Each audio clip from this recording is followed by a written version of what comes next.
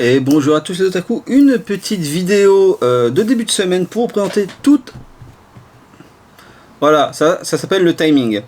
Pour vous présenter du coup mes sorties manga qui sont déjà arrivées, car j'ai du bol que dans la librairie spéciale où je me fournis, depuis quelques semaines, ils ont toutes les sorties jusqu'au vendredi, le mardi. On touche du bois pour que ça continue comme ça, moi ça m'arrange. Donc je vais vous présenter rapidement ce que moi j'ai pris, ça en fait quand même un petit peu, hein. J'ai quand même de quoi lire. Alors, on va commencer par... ouais, parce qu'il y a 2 mois en fait. Alors, on commence tout d'abord avec le tome 21 de la saison 8 de JoJo Bizarre Adventure, JoJo Lion. Alors honnêtement, j'ai toujours pas décollé dedans en fait, j'avoue. Je crois qu'en fait, j'attends que la saison soit finie pour tout enchaîner.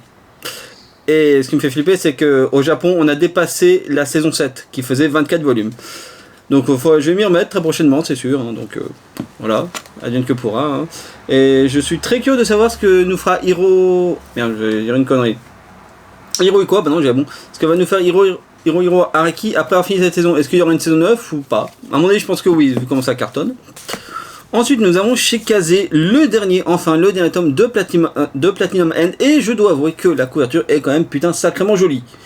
Je dois avouer, hein, elle envoie du lourd. Bon, je connais la fin pour avoir lu la version US, hein, évidemment. Mais ça m'empêchera pas de savourer la VF, sans aucun problème. Et d'attendre avec impatience leur prochain travail. D'ailleurs, je crois qu'ils sont déjà sur une nouvelle série. Ensuite, nous avons chez Pika, nous avons le tome 11 de Bakemonogatari. Voilà. D'ailleurs, ça me fait penser, j'ai pas vérifié. Est-ce qu'on a une jaquette alternative? Oui, toujours. Et d'ailleurs, je trouve la jaquette alternative beaucoup plus belle, normalement. Carrément. Jaquette normale. Bah, elle est pas moche, hein. Jaquette alternative. Je préfère largement. Mais ça, c'est les goûts et les couleurs. Donc, non, on est toujours dans le passé avec la guerre avec les vampires. De ce que je me souviens, excusez-moi, le tome 10 est sorti il y a quand même un bout de temps maintenant. Alors, nous avons ensuite, alors, petite déception dessus, parce que je m'en suis rendu compte tout à l'heure, mais voilà. Alors, pas sur le manga, mais sur un truc lié au manga. Nous avons le tome 4 de la gameuse de son chat, c'est toujours aussi mignon. Les situations sont tout à fait loufoques, hein. C'est adorable. En plus, hein, loulou, chat, adorable, ça te parle? Ça te parle. Juste petit problème, en fait, il y avait eu le problème déjà sur les tomes 8 de Isaac, je crois. Non, enfin, pas le 8, le 10, voilà, les jaquettes avaient été mal pliées, en fait. J'imagine par le robot qui s'en sert. Je me doute bien que c'est pas les mecs chez l'imprimeur qui les plient tout seul, qui les plient eux-mêmes, hein, faut le faire soi-même. Il faudra juste rectifier, voilà, le tir, hein, c'est pas très compliqué. C'est chiant pour le principe, j'avoue. Voilà, mais autant avoir des jaquettes droites, quand même, c'est mieux. Voilà. Comme ça aura un chouïa plus de gueule. Ensuite, excusez-moi pour ce petit aparté, je me suis permis de le faire en direct live. Hein. Ensuite, nous avons... Ah, en fait, c'est même pas qu'elle était mal pliée, ceci qu'elle a été mal imprimée. Bon, passons, je vais pas m'étendre là-dessus pendant 200 ans. Ensuite, on va passer chez Glénat. Voilà, où nous avons le tome 13 de Tokyo Revenger. On va dire qu'on est à peu près à la moitié de l'histoire. Hein. Je crois qu'au Japon, en termes de scantrad, on est à peu près au tome 26. Donc ça continue à avancer. Hein, Takemichu qui essaye désespérément de sauver sa chérie et de résoudre les différents conflits. C'est pas si évident, mais bon. Ah d'accord, c'est ce passage-là. Ok. Je ne me souviens pas où ça termine dans notre cadre. Nous avons ensuite, ça je l'attendais un peu, la nouvelle édition de l'école emportée de Kazuo Umeshi. Waouh! Fun fact, hein, je crois qu'ils ont fait une magnifique coquille sur la couverture du Kazuo. Je vous jure, je vous mens pas. Parce que, à moins que je sois con... Non, ça c'est même pas à moi, je le suis, mais attendez, excusez-moi une seconde, hein, je vais... Ah oui, complètement. Voilà, parce que, excusez-moi, j'ai une note de ses œuvres. Et je vais aussi... Hop, voilà. Voilà.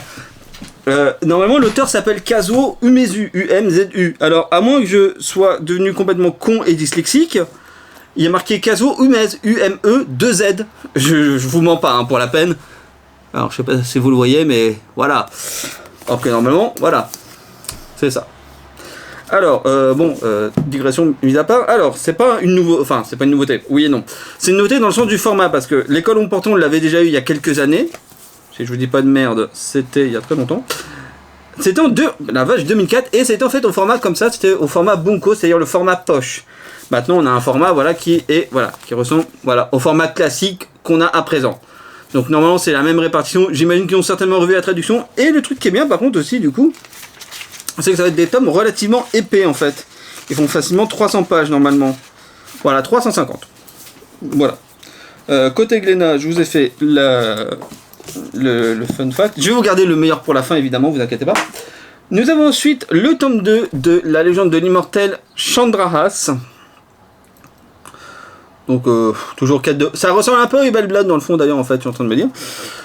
Mais après, voilà, j'ai pas grand chose d'autre à en dire. Les dessins sont sympas. Bon, la série est courte, normalement, si je me souviens, je crois que c'est 3-4 volumes. Donc, 3, voilà, c'est marqué en... C'est comme le Port-Saint-Luc, hein. C'est marqué en bas à gauche. Ensuite, on a voilà, un tome 1 voilà, d'une nouvelle série, donc de la collection Life de Kana, que j'aime beaucoup. Hein.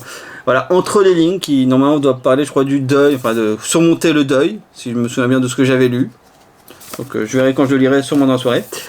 Ensuite, nous avons enfin, je dis enfin parce que je fais un truc très con, j'ai plein de séries que je commence, mais le truc c'est que je les lis pas parce que j'attends généralement qu'elles soient soit très avancées, ou éventuellement finies pour éventuellement pouvoir me faire un binge reading, on va dire. Je sais pas si on utilise cette expression là, je sais qu'on le dit pour Netflix, mais voilà. Du coup nous avons aussi enfin les 2 derniers tomes de Slam Dunk de Takeo.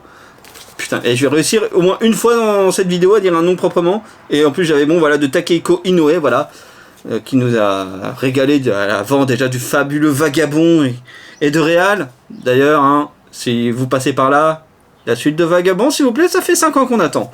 Voilà, hein, c'est gentil de se remettre sur Réal, mais fini Vagabond d'abord. Ouais, je suis un connard. Ensuite, nous avons... Alors, tac, voilà. Nous avons ensuite le tome 5 de la comédie romantique qui a fait exploser Urasawa au Japon de Yawara, voilà. Donc on est au 5e tome, je crois que si je me souviens bien, il y en aura 20 normalement. Je n'ai toujours pas commencé, mais je pense que là je vais commencer à m'y mettre. Déjà parce que les tomes sont épais à la base déjà. Et parce que j'en ai marre d'attendre. Voilà.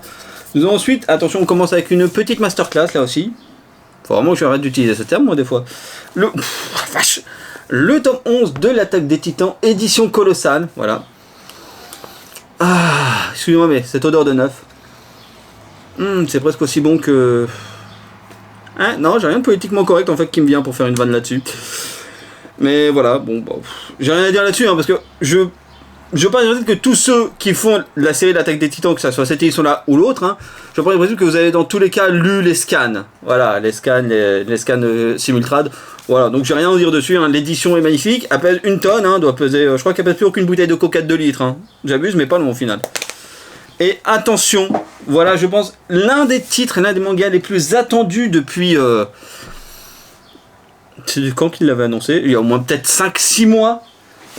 Voilà, qu'on l'attendait presque autant, voilà. Le Tomie de Junji Ito, voilà, qui est magnifique, voilà. Alors, le seul truc que je reproche, c'est subjectif, hein, c'est comme ça avec moi, c'est la couverture. Bon, j'avais déjà fait un peu ce reproche sur les Tezuka en Perfect et les autres Junji Ito qui sont réédités. Je suis pas très fan des couvertures en rabat comme ça parce que c'est un coup à s'abîmer. C'est un coup à s'approcher et à s'abîmer. Alors, j'ai pas encore regardé, hein, voilà. Je vous dis, littéralement, je viens de rentrer, voilà, j'ai commencé la vidéo, je suis rentré peut-être 5 minutes avant. Voilà, bon, je crois qu'ils ont revu la traduction, je crois que je me suis à peu près de l'ancienne et je dois avoir des anciennes qui traînent quelque part. Faut que je vérifie, mais voilà, donc l'édition est sublime, donc à voir. Et j'avais... Bah c'est tout, après si j'avais d'autres trucs, mais c'est des trucs pour un ami, donc... C'est juste le Dragon Ball Super tome 14 et le collector de Yokazora Family, je crois. Ouais, le mec qui sait même plus ce qu'il achète. Hein.